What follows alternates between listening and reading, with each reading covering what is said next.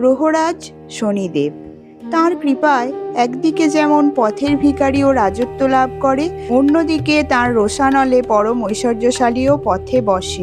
নিজের এবং প্রিয়জনের রোগব্যাধিতে জীবন জর্জরিত হয়, সম্পর্কের বিচ্ছেদ হয়।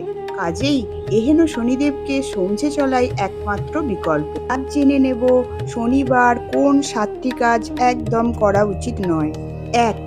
কোনো বিকলাঙ্গ ব্যক্তি বা বাড়ির পরিচারক পরিচারিকাকে কটু কথা বলবেন না। এই সকল মানুষের পাশে দাঁড়ালে শনিদেব খুশি হন। 2. শনিবার ভুল করেও লোহার জিনিস, সর্ষের তেল, কালো তিল ইত্যাদি কিনবেন না। পারলে গ্রহরাজের মন্দিরে এগুলি অর্পণ করুন, শুভ ফল পাবেন। 3. শনিবার চুল, দাড়ি ও নখ কাটবেন না, এগুলি আর্থিক বাধা সৃষ্টি করে। 4. শনিবার আমিষ ভক্ষণ ও মদ্যপান থেকে বিরত থাকুন, সাত্ত্বিক আহার গ্রহণ করুন। 5. শনিবার ভুলেও পশু পাখিকে আঘাত করবেন না, এই দিন কাককে ভাত খাওয়ালে শনিদেব প্রসন্ন হন। 6. শনিবার ঔদ্ধত্য ও আলসেমি বর্জন করুন।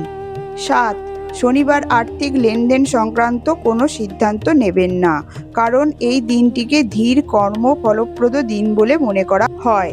এরকম আরও ভিডিও পেতে চ্যানেলটিকে সাবস্ক্রাইব ও ভিডিওটিকে লাইক শেয়ার করে উৎসাহ দিন।